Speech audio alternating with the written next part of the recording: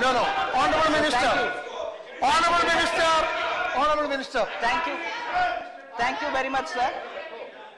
Thank you. You proceed. Thank you very much, sir, for giving me this opportunity to respond to you. This very sensitive issue. This is a very sensitive issue on which every member who has spoken for concern for the Dalits, and particularly when students are finding it extremely difficult to get ready and enter and find admission in universities, particularly universities of excellence. No, listen to that. Let me complete.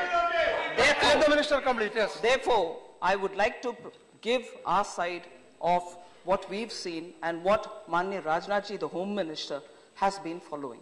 I've gone to the mortuary this morning. I've met with the father of the boy. I've met with the guardian of the boy. I've also spoken to all the student leaders who were there. Tiruchi Shiva, the honorable member, was also there. Other members of various different parties were also there when I was there. It is a truth that within 48 hours, the FIR which was to be filed had not been filed. But now, we have, after all of us sat there and heard everybody's voice, the father, the guardian, and the student leaders and the friends of this boy have spoken, we've heard, we very clearly directed the police, as per the instructions of Home Minister, that by 12 o'clock the FIR should be filed and a copy should be given to the father, to the guardian, and to any number of students who would want to get a copy of it.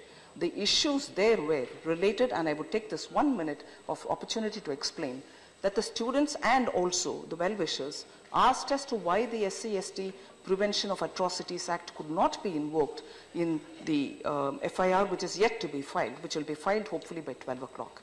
The police had given an answer, but however, invoking that amended act, it is possible for the police not to wait for a complaint specifically to state as to who has been abusing him. It is possible to state that yes, there was an atrocity committed.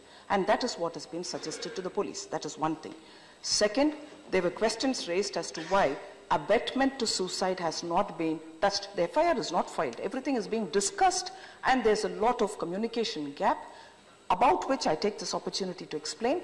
Abetment to suicide, why is it not being invoked? Whilst the police has still not filed an FIR, but still in front of everybody, we did ask the police as to why wouldn't they want to consider that clause.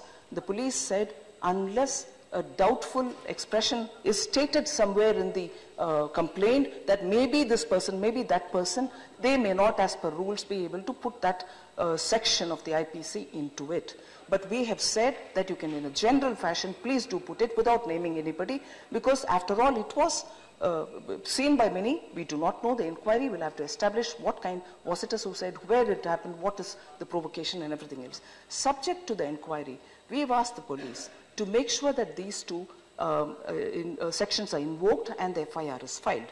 Moreover, on the larger issues about which many members have spoken, inclusive of the Thorat committee, which is not a committee which we've appointed all this time, it has been there for some time, Thorat committee recommendations and other related committees' recommendations have not been considered for improving administrative facility for such students in the universities, has not been taken up, and reforms have not taken place in universities.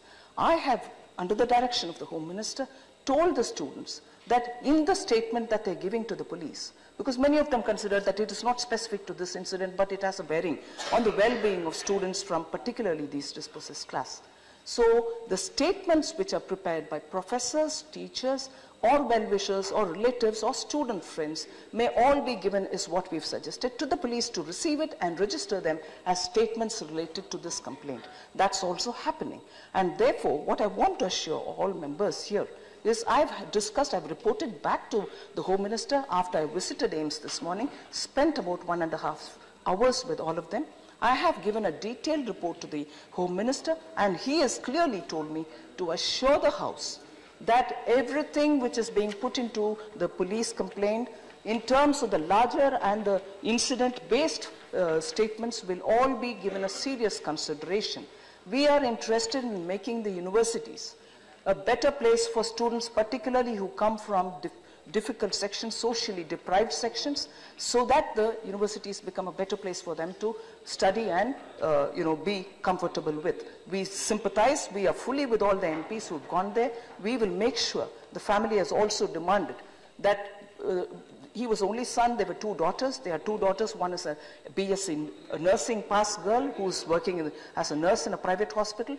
And the other daughter is a B.Ed pass who's working as a teacher in some private school. The father desired that they be given some opportunity, job opportunities.